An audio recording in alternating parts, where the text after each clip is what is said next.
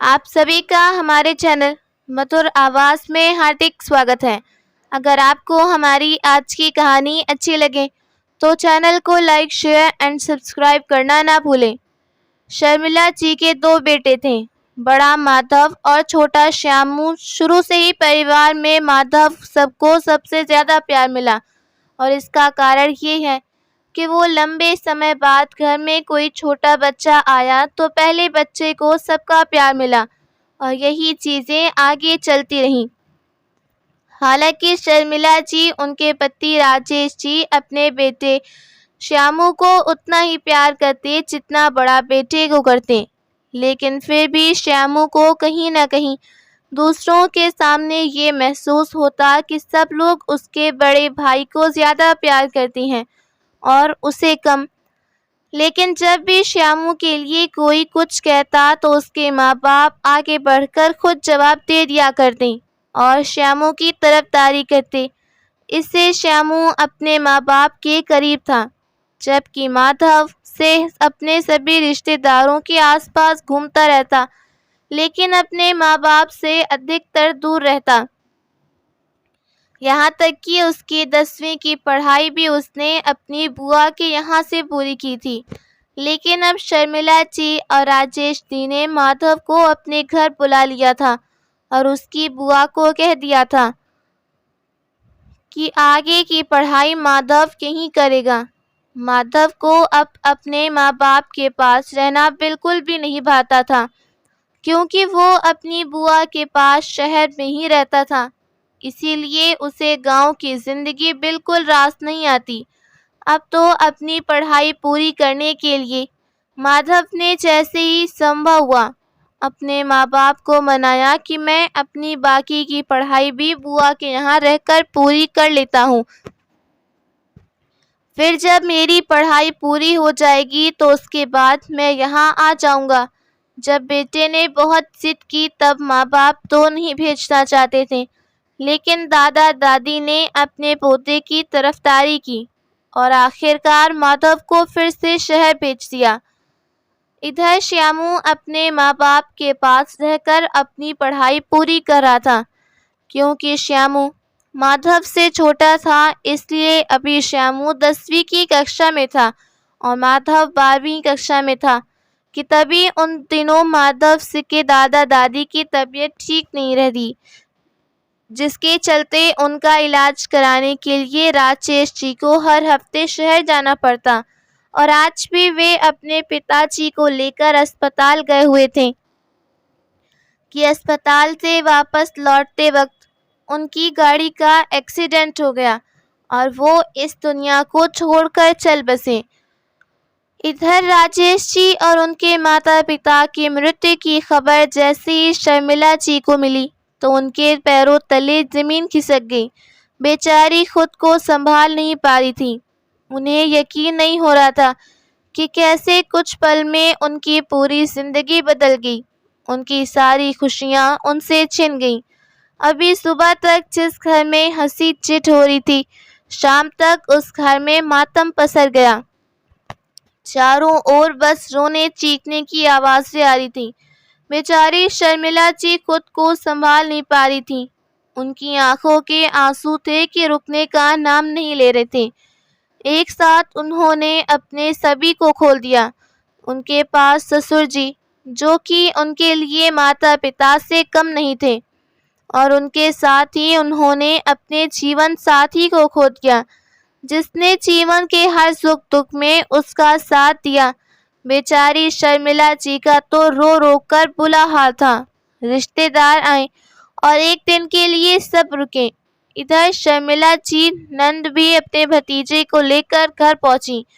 आखिरकार उसके पिता की मौत थी, ऐसे में उसका आना तो तय था और फिर वो अपने परिवार का लाडला बेटा था। इसीलिए अंतिम क्रियाकर्म की सभी विधियां उसने पूरी की। लेकिन जब शमशान घाट में साथ ले जाने लगी तो उसने शमशान घाट में साफ साफ मना कर दिया। अपना हाथ झटक कर दूर खड़ा हो गया और बोला, मैं कहीं नहीं जाऊंगा, मुझे नहीं जाना, मुझे वहां जाने से डर लगता है, मैं नहीं जाऊंगा। तब वहाँ उपस्थित कुछ लोगों ने कहा, बेटा तुम्हारे पिता की मृत्यु हुई है, इसलिए तुम्हारा जाना ज़्यादा ज़रूरी है, क्योंकि अंतिम क्रियाकर्म की विधियाँ बेटा करता है और तुम ही तो उनके बड़े बेटे हो ना, इसलिए ये सब तुम्हें करना होगा।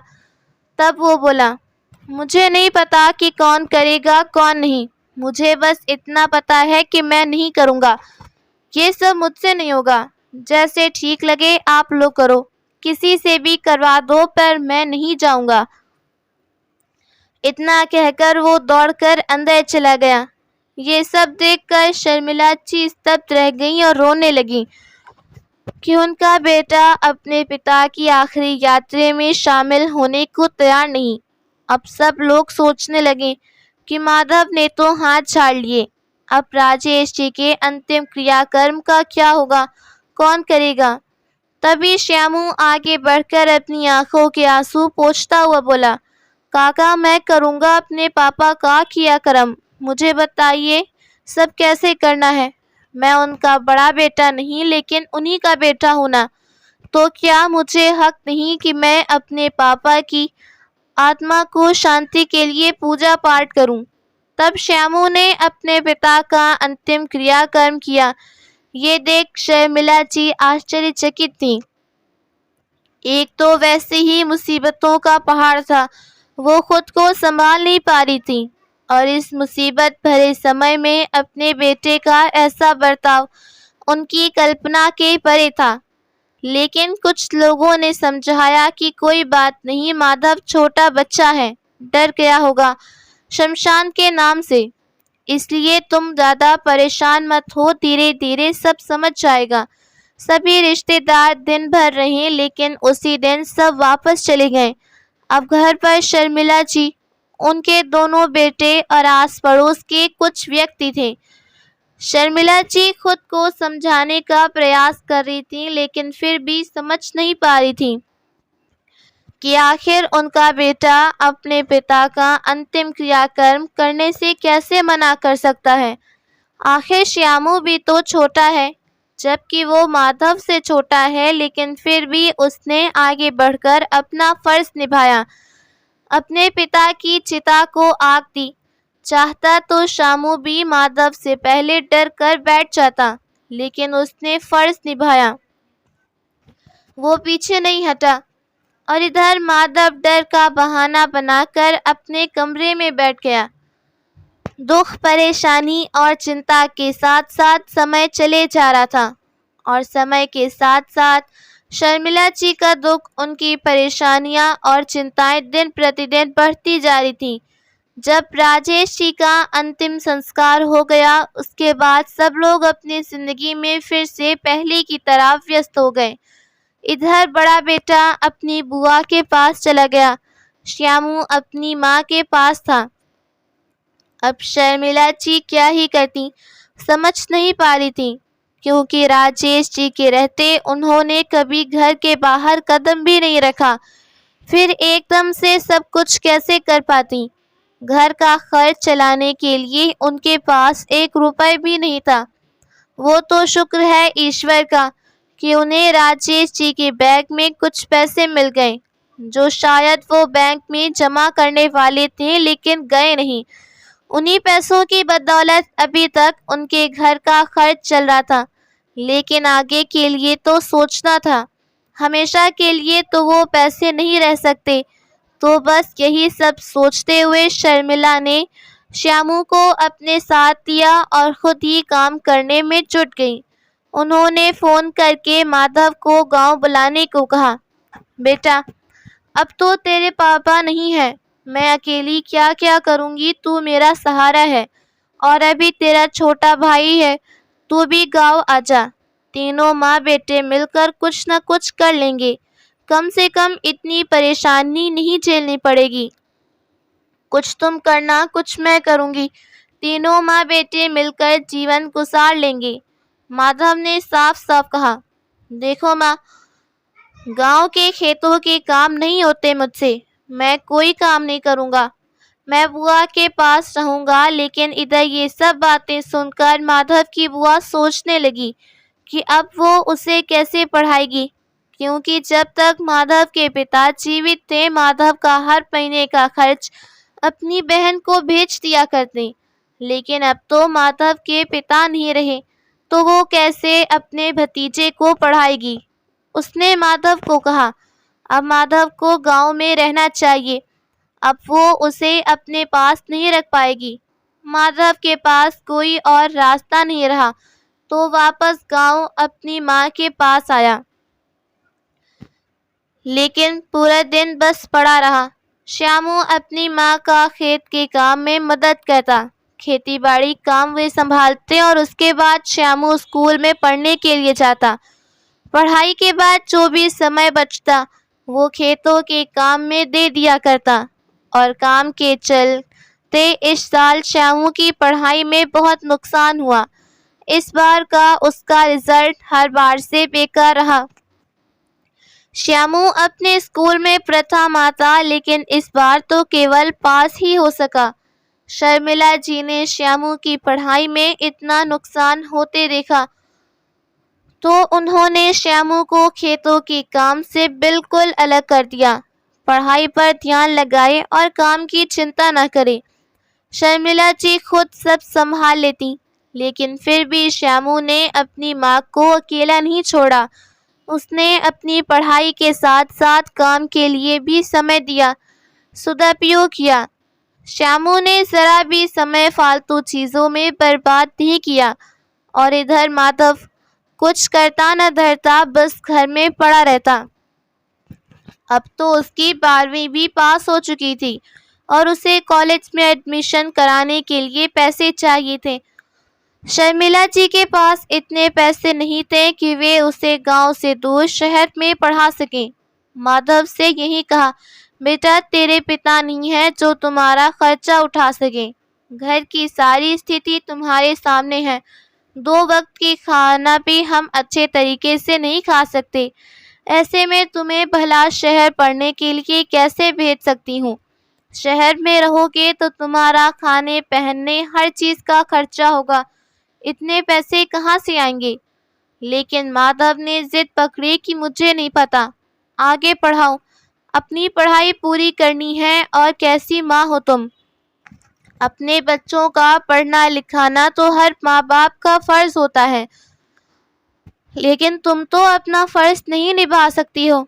माधव ने जब इतना सब कहा तो श्यामू पहली बार अपने भाई से तेज आवाज में बोला। और श्यामू कुछ कहता उससे पहले ही शर्मिला जी ने उसका मुंह बंद करवा दिया और उसे डांटते हुए बोली, श्यामू अपने संस्कार मत भूल, ये तेरा बड़ा भाई है।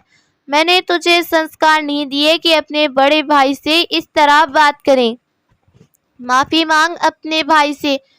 श्यामू ने भी माँ की बात मानते हुए अपने भाई से माफ़ी मांगी और मान से कहा कि जैसा आपको ठीक लगे वैसा कीजिए, लेकिन सोच समझ कर। शर्मिला जी आखिरकार अपने बेटे की जिद के आगे हार गईं, क्योंकि अपने इस जिद को मनवाने के लिए माधव ने कुछ नहीं खाया। कम से कम अपनी माँ के सामने तो नहीं खाया, पीछे खाने के बाद अपनी माँ के सामने भूखा होने का दिखावा करता।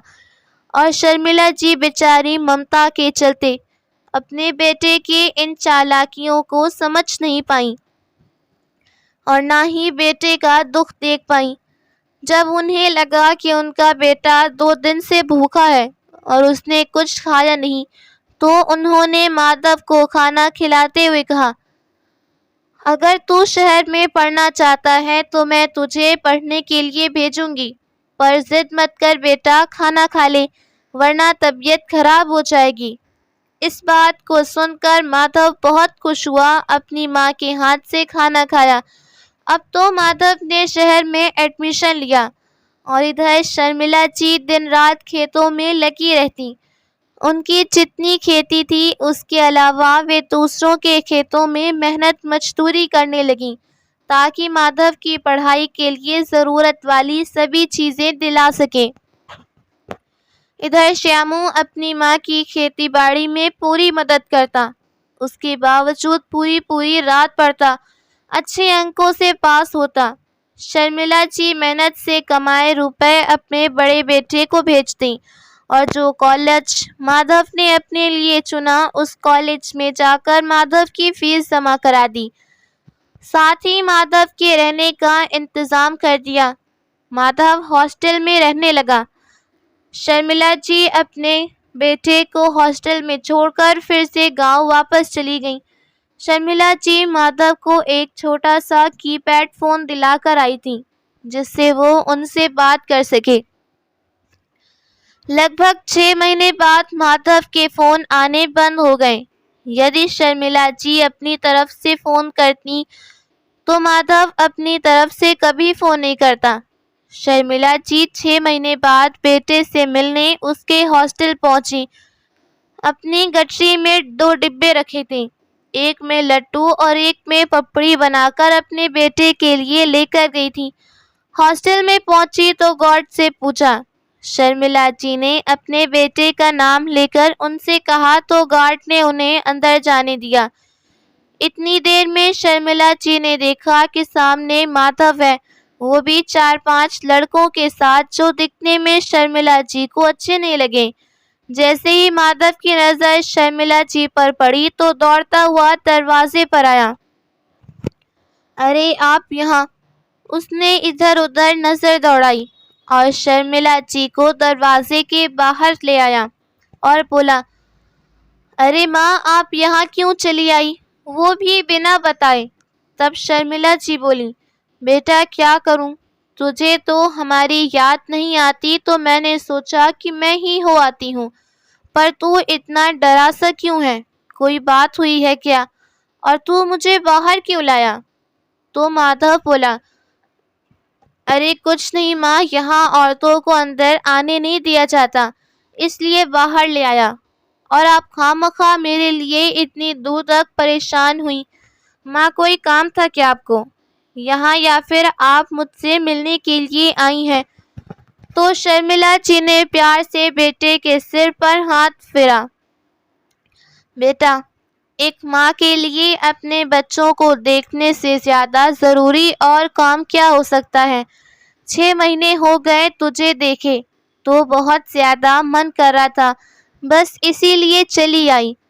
तो माधव अपनी माँ का हाथ पकड़कर धीरे धीरे हाथ नीचे करते हुए बोला, हाँ माँ, पर कोई बात नहीं, जब एक बार मेरी पढ़ाई पूरी हो जाएगी तो फिर आप शहर में आकर रहना और रोज़ मुझे देखकर हंसना। तभी उसके कंधे पर किसी ने हाथ रखा। पीछे मुड़कर देखा तो उसके हॉस्टल का लड़का था। वो लड़का माधव से कहने लगा, अरे माधव, तू यहाँ क्या कर रहा है, और ये बुढ़ी औरत कौन है, इसके हाथ में क्या है। तब माधव बोला, अरे कोई नहीं, तू चल अंदर चल, मैं आता हूँ, तुझे सब बताता हूँ। वो लड़का बार बार पूछने लगा तो माधव ने अपनी माँ से कहा, आप 1 मिनट रुकिए, और अपने दोस्त को अपनी माँ से थोड़ी दूर ले जाकर उसके कान में कहने लगा, ये औरत मेरे गांव में मेरे घर में काम करती है, तो मेरी माँ ने इसके हाथ से कुछ सामान भेजा है, बस वही लेकर आ रहा हूँ, तू चल, मैं आता हूँ। और फिर अपनी माँ के हाथ से सामान लेकर कहने लगा, माँ, आगे से मुझे बिना बताए यहाँ मत आना, क्योंकि यहाँ आकर आपको अंदर घुसने नहीं दिया जाए तो मुझे बहुत बेकार लगता है, मैं बस इसलिए कह रहा हूँ, आगे से ध्यान रखना, आप जाओ। इतना कहकर माधव ने उन्हें दरवाजे से लौटा दिया। शर्मिला जी वहां से वापस अपने घर लौट आईं, लेकिन वो बहुत उदास थी। माधव की बातें उन्हें कुछ सही नहीं लगीं और फिर उन्हें उदास देखकर श्यामू ने पूछा, क्या हुआ माँ, तुम इतनी उदास क्यों हो, जब से भैया के पास से वापस आई हो तब से उदास बैठी हो। भैया ने कुछ कहा क्या जो इतनी उदास हो। शर्मिला जी बोली, कुछ नहीं बेटा, मैं सोच रही हूँ माधव कितना बड़ा हो गया, हमें अपने दोस्तों से मिलवाने में कितनी शर्म आएगी, मैंने सोचा नहीं, और यूं ही बिना सोचे समझे मैं वहाँ चली गई। उन्होंने श्यामू को ज़्यादा कुछ नहीं बताया। लेकिन उनकी बातों से श्यामू को लगा कि कुछ अजीब है। अब वास्तविकता ये थी कि शर्मिला जी ने माधव की बातें सुन ली थी जब वो अपने दोस्त से कह रहा था कि ये हमारी काम वाली हैं जो हमारे घर में काम करती हैं, इसलिए वो बहुत उदास थी। लेकिन इसमें भी उन्होंने बेटे को गलत नहीं समझा बल्कि खुद को समझाया कि इतने बड़े कॉलेज में पढ़ता है, कितने अमीर बच्चे वहाँ पढ़ते होंगे। अब उसे हम ऐसे हालात में दिखेंगे तो ऐसे हाल में देखकर उसे शर्मिंदगी तो होगी ही, बस इसलिए झूठ बोला होगा। उन्होंने सोचा कि अगली बार जाऊंगी तो अच्छे से तरी जाऊंगी। अगली बार उन्होंने अपने बेटे माधव को फ़ोन किया, क्या मैं वहाँ तुझसे मिलने आ जाऊं? तो माधव ने साफ साफ इनकार किया। माँ, तुम यहाँ आकर क्या करोगी? बस कुछ पैसे भिजवा देना। शर्मिला जी उदास तो हुई लेकिन कुछ कहा नहीं। उन्होंने माधव को पैसे भिजवा दिए। अब तक साल बीत चुका था और इधर माधव का छोटा भाई श्यामू भी 12वीं की परीक्षा देने वाला था।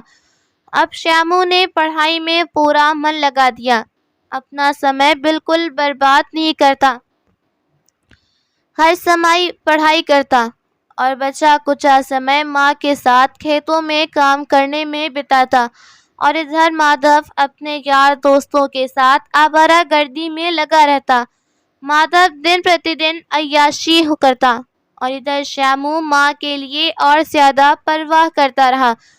हर वक्त पढ़ाई में लगा रहता। समय बीत रहा था और देखते ही देखते माधव की ग्रेजुएशन पूरी हो गई। लेकिन माधव अपनी माँ से गांव से पैसे मंगवा रहा, ये कहकर कि मुझे नौकरी नहीं मिली, मुझे पैसों की ज़रूरत है। कुछ ही दिनों में नौकरी मिल जाएगी तो सारी समस्या खत्म हो जाएगी। शर्मिला जी भी पढ़ाई पूरी होने के बाद बेटे को पैसे भिजवा रही। इधर श्यामू अपने और बड़े भाई के खर्चे पूरी करने के लिए खेतों में माँ के साथ लगा रहता। अब श्यामू ने खेतों में मजदूरी करने के बजाय मजदूरी करवाने का काम शुरू किया। पूरे साल पढ़ाई करता, जब गेहूं धान की कटाई बुनवाई का समय आता तब 1.5 महीने तक जी जान से मेहनत करता और पैसे कमाता। अब तक श्यामू ने अपनी माँ से कुछ नहीं कहा, जबकि वो हर महीने माधव को शहर में पैसे भेजती रही। लेकिन उधर माधव अब अपनी माँ के दिए हुए पैसे उड़ा रहा था और श्यामू पढ़ाई में अव्वल था और काम में। इस बार 12वीं की परीक्षा में अपने कॉलेज में उसने सबसे अच्छे अंक प्राप्त किए और अच्छे अंक प्राप्त करने के बाद श्यामू अपनी माँ के साथ खेतों में लगा रहता। जब ऐसे ही चल रहा तो एक दिन श्यामू ने माँ से कहा, माँ, बुरा मत मानना, लेकिन भैया इतने बड़े हैं, अब तो उनकी पढ़ाई पूरी हो चुकी है, लेकिन अब भी घर से पैसे लेते हैं और तुम्हें आने भी नहीं देते। पता नहीं पैसों का क्या करते हैं, हम तो वहाँ देखने भी नहीं चाहते। तो अगर मेरी मानो, एक बार शहर पे देखो कि भैया शहर में पढ़ाई का नाम लेकर क्या कर रहे हैं। एक बार तो चलकर देखना चाहिए ना कि भैया कहाँ हैं और क्या कर रहे हैं। अगर वो 3 साल से वहाँ पढ़ाई कर रही हैं तो अब तक उनकी नौकरी क्यों नहीं लगी? आप खुद ही सोचो। और फिर भैया ने आपसे कहा था कि वो हॉस्टल में औरतों को नहीं जाने दिया जाता, लेकिन जब आप भैया को छोड़ने गई तब तो आपको किसी ने नहीं रोका। माँ, मुझे लगता है कि हमें एक बार चलकर ज़रूर देखना चाहिए, बाकी जैसा आपको ठीक लगे। इतना कहकर श्यामू अपने कमरे में जाकर पढ़ाई करने लगा और शर्मिला जी सोच विचार में डूब गईं। वो सोचने लगी, बहुत हद तक श्यामू जो कह रहा है वो सही है। और फिर श्यामू की बातों को सोचते सोचते शर्मिला जी के दिमाग में सारी बातें घूमने लगीं, शुरू से लेकर अब तक। उन्हें लगा कि बार उन्हें चलकर देखना चाहिए, आखिर माधव क्या कर रहा है। उन्होंने अगले दिन माधव को फ़ोन किया, उससे कहा कि अपना पता दे क्योंकि शर्मिला जी उससे मिलने जाना चाहती हैं। लेकिन माधव ने माँ की बात को टाल दिया। माँ, तुम यहाँ मत आओ। तुम यहाँ कहाँ आओगी? तुम परेशान मत हो, मैं नौकरी ढूंढ रहा हूँ और अब मैंने हॉस्टल छोड़ दिया है। मैं दोस्तों के साथ एक कमरे में रहता हूँ। एक कमरे में कितने लड़के होते हैं, इसलिए जब मैं नौकरी ढूंढ लूँगा तब आपको बुला लूँगा। अलग अपना घर लूँगा तो तुम्हें यहाँ बुलाऊँगा, लेकिन अभी वहीं रहो। श्यामू की ग्रेजुएशन का फर्स्ट ईयर शुरू हो चुका था और क्योंकि 12वीं में उसके अच्छे नंबर थे तो उसे शहर के सबसे अच्छे कॉलेज में दाखिला मिल गया। शर्मिला जी इस बात से खुश थी क्योंकि श्यामू को स्कॉलरशिप बस पर शहर के सबसे अच्छे कॉलेज में दाखिला मिला, जिससे ना तो उन्हें श्यामू की ज़्यादा फीस जमा करनी पड़ी और ना ही ज़्यादा खर्च होगा। श्यामू ने हॉस्टल में रहने के लिए मना कर दिया कि मैं हॉस्टल का खर्चा थोड़ा ज़्यादा है, मैं बाहर कहीं रूम ले लूँगा। उसका खर्चा हॉस्टल के खर्चे से कम पड़ेगा और फिर अपने खर्च निकालने के लिए मैं कोई पार्ट टाइम जॉब कर लूँगा। अब शर्मिला जी अकेली रह गई थी। उनकी बची कुची उम्मीद उनका बड़ा बेटा, क्योंकि छोटे बेटे की तो पढ़ाई चल रही थी। उन्होंने माधव से कहा, माधव, अब तो तेरी नौकरी लग ही नहीं रही, तू तो वापस गांव क्यों नहीं आता? गांव में आकर अपना काम संभाल, खेती बाड़ी का इतना काम है। श्यामू भी पढ़ाई के लिए बाहर चला गया। सारा काम मुझे अकेले संभालना पड़ता है और फिर जब तो मेरी उम्र निकल रही है, मुझसे इतना काम नहीं संभाला जाता। बेटा, अगर तू आएगा तो तेरे सहारे मैं सब काम कर लूँगी। शहर में कुछ नहीं रखा, गांव वापस आज इस माधव पर इतना बोला। अरे माँ, तुम्हें तो मेरा खर्चा उठाना भारी लग रहा है। अगर इतनी परेशानी है तो साफ साफ क्यों नहीं कह देती कि मैं अब तेरा खर्चा नहीं उठा पाऊंगी। माधव, अपने खाने पीने का खर्चा खुद उठा लूँगा, चाहे किसी से लेकर खाऊं। साफ साफ कह दो ना कि आपको मैं बोझ लगने लगा हूँ। आपसे मेरा खर्च नहीं उठाया जा रहा। शर्मिला जी को अपनी सफाई देने के लिए, तू गलत समझ रहा है, मैंने ऐसा कुछ नहीं कहा। अरे भला बच्चे कभी माँ बाप पर बोझ होते हैं क्या?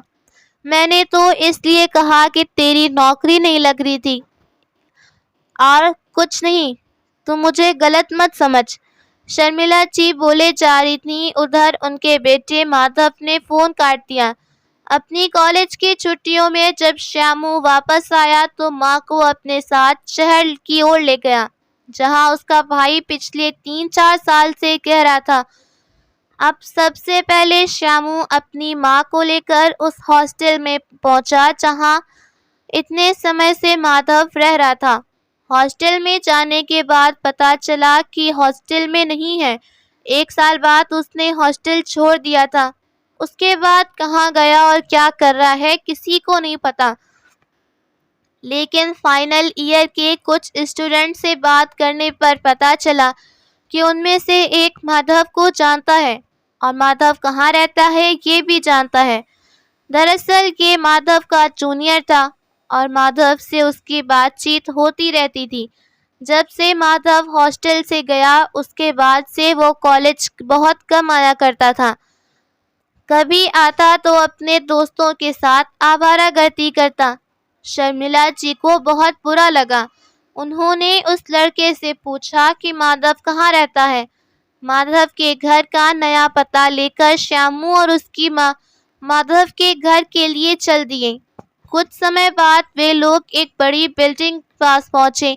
बिल्डिंग में जाने पता चला कि माधव अपने दोस्तों के साथ यहाँ रहता है, लेकिन वो कब आता है कब जाता है ये किसी को नहीं पता।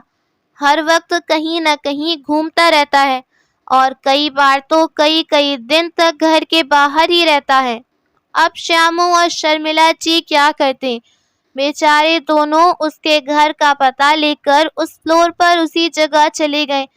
जाकर देखा तो वहाँ उसके 2 दोस्त थे जो बैठे थे। जैसे ही शर्मिला जी को देखा तो दोनों शर्मिला जी से बोले, माता जी बताइए क्या काम है। तभी श्यामू आगे आया और बोला, भैया हमें माधव से मिलना है, वो यहाँ है क्या। तब वो लड़के एक दूसरे की ओर देखने लगे तो श्यामू ने बताया, मैं उनका भाई हूँ और ये उनकी माँ। बहुत सालों से उनसे नहीं मिले और उन्हें गांव आने का समय नहीं मिला, तो क्यों ना हम गांव आ जाएं। इसलिए हम लोग यहाँ आ गए। माधव भैया है क्या, आप उन्हें बुला दीजिए। माधव तो यहाँ नहीं है, लेकिन तुम लोग अंदर आकर बैठ जाओ। हो सकता है कि माधव आज रात घर आ जाए, क्योंकि उसका कुछ पता नहीं कि वो कब आए कब ना आए। आप अंदर आकर बैठ जाइए। कुछ देर तक तो शर्मिला जी और उनका बेटा श्यामू दोनों बैठे रहे, पर बैठे बैठे काफी समय हो गया, अब भी माधव नहीं लौटा। तो श्यामू ने माँ से कहा, माँ आप आराम कर लो, मैं बैठा हूँ। अगर आपका कुछ खाने पीने का मन है तो बताइए, मैं नीचे जाकर कुछ लेकर आता हूँ। शर्मिला जी ने श्यामू को मना किया, बेटा थोड़ी बहुत देर में माधव आ जाएगा, एक बार उससे मिल ले। और जब वो जाएगा तो तीनों माँ बेटे साथ में बैठकर खाना खाएंगे। ये सब सोचकर शर्मिला जी खुश हो रही थी। आखिरकार इतने सालों बाद अपने बेटे से मिल रही थी, तो खुश होना तो स्वाभाविक बात थी। माधव के दोनों दोस्तों का व्यवहार ठीक था। उन्होंने भी माधव की माँ और श्यामू को अच्छे से बर्ताव किया। अब शाम के समय माधव के दोनों दोस्त श्यामू और श्यामू की माँ को लेकर पार्क गए, जिनमें से एक दोस्त घर पर था और एक श्यामू और शर्मिला को लेकर घूमने के लिए गया। और वे तीनों पार्क में घूम रहे थे कि तभी शर्मिला जी को कुछ मीठा खाने का मन हुआ। उन्होंने बेटे से कहा, मीठा लाने के लिए। श्यामू बेटा जाकर मिठाई ले आ, क्योंकि खाने के बाद मीठा खाना तेरे भैया को बहुत पसंद है। माधव की पसंदीदा मिठाई है, अगर देखेगा तो खुश होगा। जाकर ले आ। श्यामू दोनों मिठाई लेने गए। इतनी देर में वो वहां माधव पहुंचा। पार्क में अपनी माँ को अचानक अपने सामने देखकर माधव चौंक गया। वो समझ नहीं पाया कि अचानक उसकी माँ यहाँ कैसे पहुंच गई। वो अपनी माँ से कहने लगा, माँ तुम अचानक यहाँ आ गई, तुमने फोन पर बताया भी नहीं, और तुम यहाँ कैसे पहुंची। थोड़ी दिन रुकती मैं गांव आता, लेकिन आप तो यहाँ भागी चली आई। जब मैंने पैसे मांगे तब तो आपको बोझ दिखाई देने लगा, और अब यहाँ मेरे पास चली आई। क्या सोच कर आई आप यहाँ। देखो माँ, एक चीज साफ साफ कह दूं, यहाँ मेरे पास रुकने के बारे में मत सोचना। मुझे तुम्हारी जरूरत थी तो तुमने मुझसे हाथ झाड़ लिए, अब मुझसे कोई उम्मीद नहीं रखना। और हाँ, हो सके तो आज शाम वाली ट्रेन से गांव के लिए रवाना हो जाओ। ये लो कुछ पैसे और वापस चली जाओ। वो उन्हें पैसे देने लगा कि माधव का दोस्त वहां आ गया, वही दोस्त जो श्यामू के साथ गया था। उसे देखकर माधव अपनी माँ से कहने लगा, अरे अरे माँ जी रख लीजिए, बस इतने ही पैसे हैं, मेरे पास और पैसे नहीं, ये लीजिए और जाइए यहाँ से। सुबह से शाम वो पीछे पड़ जाते हैं। इन लोगों ने तो जीना हराम करा है। अपने दोस्त की ओर देखकर बोला, किसी एनजीओ से हैं, गरीबों के लिए पैसे मांग रहे हैं, इसलिए मदद के लिए पैसे दे रहा हूँ। आज हम चलते हैं। तब माधव का दोस्त चौकट हुए उसे देखने लगा। ऐसे क्या देख रहा है, सच कह रहा हूँ, चल कमरे में चल। माधव सोचने लगा कि कहीं उसके बारे में उसके दोस्त उसकी माँ के सामने कुछ कह ना दें। तो माधव बोला, अरे जाइए माँ जी, पैसे नहीं है और मेरे पास। बेटे के पास आई थी और बोली, माधव ये क्या कह रहा है। बेटा मैं तुझे पैसे, इससे पहले वो कुछ बोलती माधव बोला, मेरे पास और पैसे नहीं। इसलिए चुपचाप जाइए, मुझसे आपको और पैसे नहीं मिल सकते। ये सब कहकर माधव अपने फ्लैट की ओर जाने लगा कि तभी शर्मिला जी ने माधव का हाथ पकड़ लिया। बेटा, ये सब तू क्या कह रहा है? कैसी बहकी बहकी बातें कर रहा है? मैंने तुझसे भला कब पैसे मांगे और तू मुझे पहचानने से इनकार क्यों कर रहा है? मुझे पैसा नहीं चाहिए। इतना कहकर शर्मिला जी उसके हाथ में पैसे थमाने लगी तो माधव बोला, इससे ज्यादा नहीं है, चाहिए तो ठीक, वरना निकलो यहाँ से। इतना कहकर गार्ड को आवाज लगाता हुआ बोला, सिक्योरिटी, तुम लोग भी पता नहीं कैसे कैसे लोगों को अंदर आने देते हो, बाहर भगाओ इस औरत को। इतना कहते हुए जैसे ही माधव ने माँ को धक्का दिया कि अचानक गिरती हुई अपनी माँ को श्यामू ने आकर संभाल लिया। अपनी माँ को संभालकर श्यामू अपने भाई की ओर बढ़ा और जोरदार थप्पड़ अपने भाई के गाल पे जड़ दिया, जिससे माधव भी चौंक गया, क्योंकि उसे नहीं पता था कि श्यामू माँ के साथ आया है। श्यामू ने अपने भाई को बहुत बातें सुनाई। बेशरम बगैरत, तुझे इतनी भी शर्म नहीं आई कि इसे अपने माँ से पेट काट कर तेरी ख्वाहिशों को पूरा किया। मैं हमेशा कहता रहा कि कितना पैसा बर्बाद करी है, इतना पैसा बर्बाद ना करें, लेकिन फिर भी इन्होंने मेरी एक ना सुनी और तेरी बात पर यकीन किया। तू इनके प्यार और ममता का ये फल दे रहा है। ये सब सुनकर माधव चुप हो गया और कुछ न बोला। इधर के माधव के दोस्त भी कहने लगे, माधव, तू इतना घटिया इंसान होगा हमने सोचा नहीं था यार। श्यामू अपनी माँ को साथ लेकर चला गया और साथ ही अपने भाई को कह दिया, तुझे शहर की जिंदगी और यहाँ के लोग बहुत पसंद है ना, तो आज के बाद मेरा और मेरी माँ का तुझसे कोई रिश्ता नहीं। आज के बाद न मैं तुझे जानता हूँ न मेरी माँ, अब कोई अधिकार नहीं। इतना सब कहकर श्यामू चला गया, अपनी माँ को साथ ले गया। थोड़े समय बाद शर्मिला जी ने श्यामू की शादी गांव की सीधी सादी समझदार लड़की से करवाई। अपने बेटे बहू के साथ गांव में सुखी सुखी जीवन बिता रही थी। अपने बेटे माधव से कभी बात करती और ना ही कभी वो उन्हें फोन करने की कोशिश करता। लेकिन आज माधव अपने परिवार को खो चुका है। तो दोस्तों, ये थी हमारी आज की कहानी। कहानी पसंद आई हो तो लाइक कमेंट करना ना भूलिएगा।